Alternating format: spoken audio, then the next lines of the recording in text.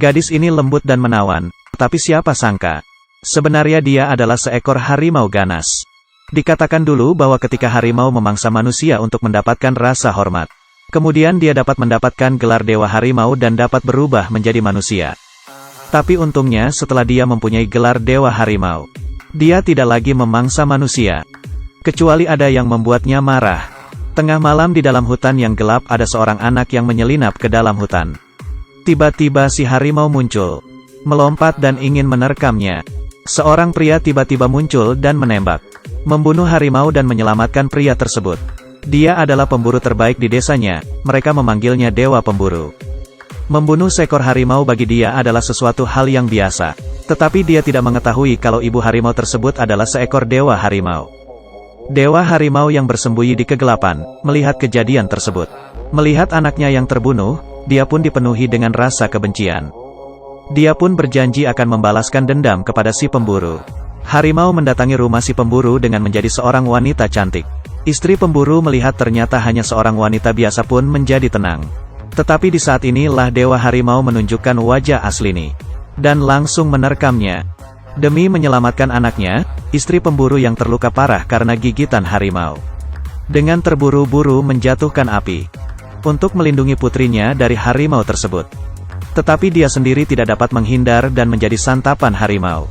Saat si pemburu pulang ke rumah dan melihat rumahnya terbakar, menerobos api untuk menyelamatkan putrinya, tetapi dia kehilangan istrinya. Pemburu yang sedih, menatap tubuh istrinya dan berteriak ke langit. Dan di sisi lain Dewa Harimau pun mendekati tubuh anaknya. Dengan perasaan yang sama, Dewa Harimau pun mengaum ke langit. Dengan dua raungan, bunyi pertempuran pun dimulai. Harimau dan manusia ini pun berjanji, pihak lawan harus membayar hutang darah ini. Malam itu, saat pemburu mempercayakan putrinya kepada kepaka desa, mencari sosok harimau itu dan sendirian melakukan balas dendam. Baru saja melangkah ke hutan, pemburu menemukan seorang biksu. Tetapi sebagai seorang dewa dengan sekali melihat dia pun mengetahui biksu tersebut adalah harimau. Langsung menembakkan panah ke arahnya. Dewa harimau pun berlari, kakinya terluka akibat panah pemburu. Pemburu bergegas mengejarnya. Setelah melewati hutan, tiba-tiba saja dia melihat istrinya. Walaupun pemburu mengetahui itu bukan istrinya, melainkan dewa harimau, tetapi dia tetap tidak kuasa menangis dan tidak langsung menembakkan panahnya. Setelah dia menyesuaikan hatinya, dia pun bersiap menembak. Tetapi harimau telah melompat dan hilang. Pemburu tahu kalau si harimau ada di sekitarnya. Dia pun tetap waspada dan berjaga-jaga. Kapanpun siap melakukan pertempuran. Ternyata tiba-tiba, tidak tahu dari mana harimau ini muncul dan langsung mencakar si pemburu. Tidak tahu akan menang atau kalah, pemburu pun bereaksi dengan cepat. Dengan sekali tusukan, langsung mengenai mata si harimau. Dewa harimau pun tidak kalah ganas, mencabit dadanya hingga berdarah. Satu manusia dan satu harimau, di pertempuran pertama sama-sama terluka. Tetapi pemburu sama sekali tidak pernah menyerah, dia bahkan tinggal di dalam hutan. Bagaimanapun, dia tetap harus membunuh dewa harimau itu. Dan karena matanya yang buta membuat harimau pun membenci manusia. Mulai memangsa penduduk desa yang tidak bersalah. Melihat penduduk desa yang berkurang, tidak ada yang pernah melihat bayangan dewa harimau. Kepala desa pun memutuskan memberikan hadiah. Mengundang ahli pemburu untuk datang ke desanya. Yang pertama tiba adalah 3 orang asing. Mereka membawa senjata sendiri, mereka adalah pemburu terkenal. Kemudian disusul seseorang yang memiliki bekas luka di wajahnya, dia mengaku dia adalah musuh bebuyutan dewa harimau. Istrinya juga dibunuh oleh dewa harimau. Jadi begitu dia mengetahui keberadaan dewa harimau, dia pun bergegas ingin membalas dendam. Terakhir yang sampai adalah seorang polisi yang dikirim dari kantor polisi, yang hampir tidak ada kekuatan bertempur. Dia hanya melakukan tugasnya. Ditambah kelompok 5 saudara kepala desa. Mereka semua pun masuk ke dalam hutan dan berpisah menjadi 3 bagian untuk menemukan dewa harimau.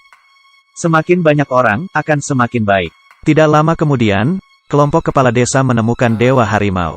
Setelah menyelamatkan seorang penduduk desa dari mulutnya, salah satu dari mereka pun terseret.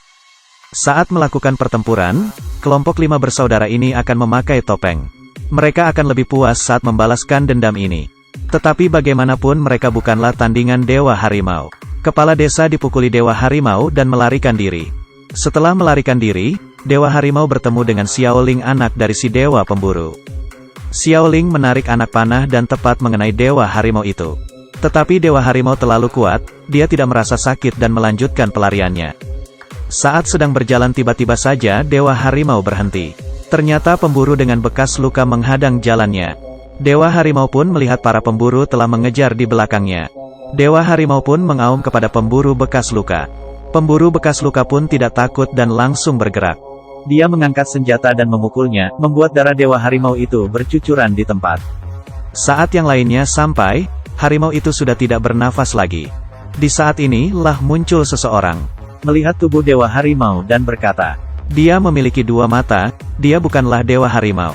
Orang ini adalah pemburu yang telah lama hilang dan memberitahukan kepada penduduk desa. Bila ingin membunuh Dewa Harimau, harus dimulai dari punggung belakang hingga menembus. Akhirnya mereka pun kembali ke hutan dan mencari Dewa Harimau. Membunuh Dewa Harimau telah menjadi obsesinya. Perburuan Dewa Harimau pun terus berlanjut, tetapi tiga orang asing ini tidak ingin terlalu terburu-buru. Jadi mereka menunggu di atas pohon dan melihat apa yang mereka lakukan. Sebenarnya Dewa Harimau telah melihatnya. Bukan Dewa Harimau yang muncul, melainkan seorang gadis cantik. Dia menggoda salah satu dari pemburu asing itu, memberikan kode kepadanya kemudian sendirian masuk ke dalam hutan. Suara khas dari gadis ini membuat otak pemburu asing ini memiliki gambar yang indah. Pemburu ini pun mengikutinya masuk ke dalam hutan, tetapi gambar yang ada di otaknya tidak muncul sama sekali. Karena gadis itu sebenarnya adalah Dewa Harimau, dan pemburu asing pun mati dengan sekali gigitannya. Tersisa dua orang pemburu asing, melihat temannya tidak kembali, mereka pun masuk mencarinya. Lalu mereka bertemu Dewa Harimau dan membuat satu lagi meninggal. Akhirnya tersisa satu orang asing, dia menjadi lebih waspada. Dia pun bersembunyi di belakang pohon besar, menahan napas dan menghindar dari terkaman harimau. Semenjak saat itu tidak ada lagi yang berani berhadapan dengan Dewa Harimau. Suatu saat 5 kepala desa mendengar sesuatu dan bergegas pergi. Tidak terpikir oleh mereka kalau Dewa Harimau sangatlah licik. Harimau pun masuk ke dalam desa dan menerkam seorang anak kecil. Di saat harimau membuka mulutnya, tiba-tiba saja muncul sosok wajah seseorang. Itu adalah wajah pemburu asing yang sudah mati, dan mulutnya tidak berhenti berteriak, "Tolong saya." Ternyata saat Dewa Harimau memakan daging manusia, akan menelan jiwa mereka dan menyegel mereka di dalam tubuhnya. Setelah memakan anak kecil tersebut, jejak harimau pun hilang. Sampai saat matahari terbit, pemburu bekas luka pun menemukannya. Saat bertemu dengan harimau biasa, dia bisa saja gampang memenangi pertandingan. Tetapi dalam pertempuran Dewa Harimau, dia mati karena tidak bisa membalas sekalipun pukulannya. Mendengar ada suara, 5 kepala desa pun berlari menghampiri, dan segera bertarung melawan Dewa Harimau. Tetapi terlebih mereka bukan tandingan Dewa Harimau. Dengan kematian kepala desa, kelima bersaudara itu pun menjadi berantakan dan akhirnya kelompok mereka musnah. Setelah seluruh kelompok pemburu musnah, yang tersisa hanya seorang polisi yang tidak berguna. Dia membawa Xiaoling yang sedang terluka. Mereka secara kebetulan bertemu dengan Dewa Pemburu. Dewa Pemburu tidak ingin melihat putrinya mengambil resiko. Dia pun membawa putrinya kembali ke desa. Saat perjalanan pulang, mereka secara tidak sengaja menemukan tubuh mayat seseorang. Hingga membuat mereka terkejut, karena tubuh mayat ini bukan orang lain melainkan tubuh mayat Dewa Pemburu. Tetapi jelas-jelas Dewa Pemburu berdiri di hadapannya. Sebenarnya, apa yang terjadi? Ternyata, Dewa Pemburu telah mati saat bertempur melawan Dewa Harimau. Namun obsesinya membalaskan dendam sangat besar, hingga jiwanya menembus segel Dewa Harimau. Mendapatkan kendali atas tubuh Dewa Harimau, dia pun dapat berubah kembali menjadi manusia. Inilah alasan mengapa semua orang dapat menemukan Dewa Harimau. Tetapi dia tidak dapat menemukannya, karena dialah sendiri Dewa Harimau itu. Dewa Harimau yang dia cari ternyata adalah dirinya sendiri. Dewa Pemburu pun menjadi frustasi. Ternyata jiwa Dewa Harimau memanfaatkan kekosongannya. Saat dia mengambil alih kendali tubuh Dewa Harimau, dia pun menyerang polisi itu. Dalam keadaan menegangkan, Xiaoling berteriak dan memanggil ayah, membuat Dewa Pemburu tersadar. Jiwa Dewa Pemburu pun keluar dari tubuh Dewa Harimau, meraih kepala Dewa Harimau itu dengan erat. Dan Xiaoling menggunakan cara yang pernah ayahnya ajarkan kepadanya. Menusuk Dewa Harimau dari atas ke bawah tepat mengenai hati dan jantungnya. Mengakhiri kehidupan dosa Dewa Harimau. Saat itu juga ribuan jiwa keluar dari tubuh Dewa Harimau. Setelah bebas, Xiaoling melihat jiwa ayah dan ibunya bersatu. Sampai sini saja ceritanya. Film ini berjudul Dewa Harimau. Ini merupakan film Thailand. Jika cinta memiliki kekuatan, maka kekuatan dewa pemburu pasti menafsirkan ini secara jelas. Terutama cinta dan kasih sayang dia terhadap istrinya. Akhirnya balas dendam ini dapat mengalahkan iblis. Baiklah, sampai di sini saja. Kita jumpa lain waktu.